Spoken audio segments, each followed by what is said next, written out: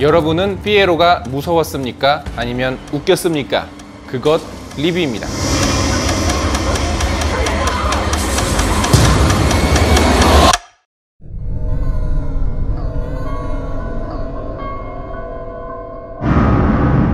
유독 아이들의 실종과 살인사건이 많이 벌어지는 마을. 주인공의 동생 역시 실종되었는데요. 동시에 아이들 앞에 나타난 의문의 존재. 과연 이 악령의 존재가 동생을 잡아간 걸까요? 아이들이 실종되는 원인은 무엇일까요? 스티븐 킹 원작 호러 영화입니다.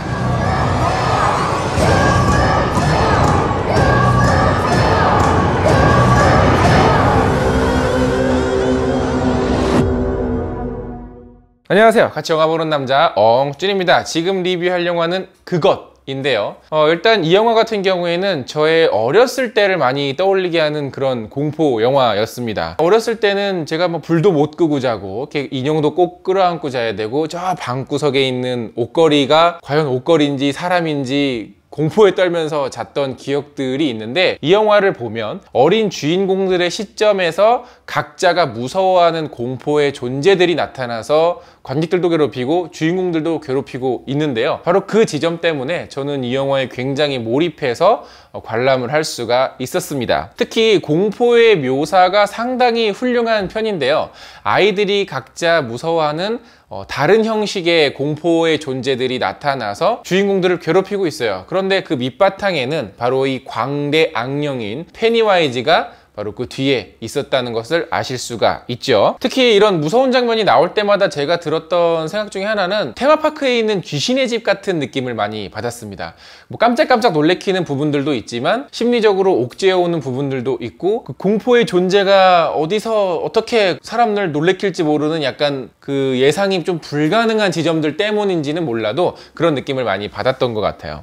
특히 이 영화는 아이들이 주인공이고요. 아이들이 실종되는 마을이라는 설정 때문에 그 안에서 주는 소재와 어떤 긴장감이 상당히 높은 편입니다. 특히 이런 긴장감을 잘 살리는데 한몫을 했던 거는 역시 아이들의 뛰어난 연기력인데요. 특히 여러 명의 주인공들이 나오지만 각각의 아이들이 개성을 가지고 있기 때문에 아이들 사이에서 벌어지는 다양한 케미스트리를 보는 재미도 있고, 이 주인공이랑 저 주인공이 나중에 어떤 관계가 될까 궁금증을 일으키기도 합니다. 그러나 조금 아쉬웠던 거는 아이들이 아무래도 좀 수다스럽다 보니까 다소 산만하게 느껴지기도 하고요. 대사 자체가 상당히 욕설이 많아요. 그런데 영화에서는 아이들이 하는 대사이기 때문인지는 몰라도 많이 순화시켜서 표현을 하는 바람에 아이들의 어떤 이 찰진 뻑뻑거림을 느낄 수가 없었다라는 것은 약간의 아쉬움으로 남습니다. 특히 이 중에서 제가 특별히 얘기하고 싶은 배우는 베벌리 역할의 소피아 릴리스라는 배우입니다. 상당히 어린 친구인데 이 영화를 보시면 아마 최근의 관객들이라면 엘리자베스 올슨을 많이 떠올리는 듯한 인상을 가지고 있지만, 예전의 영화 팬들이라면 맥라이언을 떠올리는 좀 독특한 이미지를 가지고 있어요. 그리고 광대를 연기했던, 페니와이즈를 연기했던 빌 스카스가드의 연기도 마찬가지로 얘기를 안 할래야 안 할 수가 없습니다. 다양한 표정 연기를 선보이고 있고 굉장히 무서운 존재감을 잘 뿜어내고 있는데, 특히 이 눈동자가 이렇게 사시로 이렇게 뻗쳐 있는 장면 있잖아요. 저는 그 영화를 보면서 이거 약간 CG 써가지고 조금 사람들 무섭게 하려고 일부러 저렇게 눈동자를 조금 이렇게 했나 보다 했는데, 그게 아니라 배우가 직접 눈동자를 이렇게 갈라서 했다고 합니다. 다양한 표정 연기나 감정 연기 때문에 이 배우의 차기작들이 상당히 기대가 되고 있어요. 또 이 영화에서 제가 얘기를 안 할래야 안 할 수가 없는 바로 그 지점은 이 영화의 촬영 감독인 정정훈 촬영 감독인데요. 아가씨나 올드보이를 통해서 주로 박찬욱 감독님과 많은 작품을 찍었던 정정훈 촬영 감독님이 이 영화의 촬영을 맡기도 했습니다. 저는 그래서 그 정보를 미리 알고 갔기 때문에 촬영을 어떻게 했을까, 그거에 좀 더 중점을 둬서 영화를 관람을 했는데요. 일단 미쳤습니다. 촬영이 미쳤어요. 특히 호러 영화 같은 경우에는 촬영이 상당히 어렵습니다. 어두운 분위기에서 적은 빛을 통해서 뭔가를 표현을 해야 되고, 카메라의 움직임이 배우들의 감정선을 따라가야 되는 등 다양한 어떤 트릭들과 기술이 필요한 촬영인데, 그런 것들을 굉장히 잘 표현을 해서 앞으로 헐리우드에서 차기작, 차차기작이 많이 기대되는 촬영 감독님이기도 하고요.